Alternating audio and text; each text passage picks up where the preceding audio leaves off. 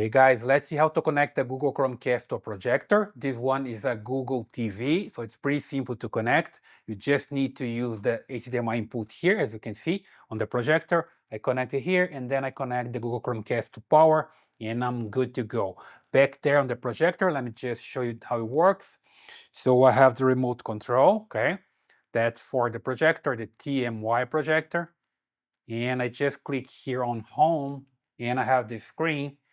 And on the left side, you can see that I have this option for HDMI, right? So when I select their HDMI and I press here in the control, I already have access to the content of the Google Chromecast, right? And here with the remote control, now I can have access to everything. Let me just get some focus here. There we go. And then use the remote control. And back there, you can see that I have access to everything there. I have access to Netflix, Prime Video, Disney Plus, Hulu, whatever app is available there. So it's pretty simple like this. And I can also use my cell phone if I want to connect to the Google Chromecast. Okay, so here with my cell phone, I just need to come here and select these options for Smart View.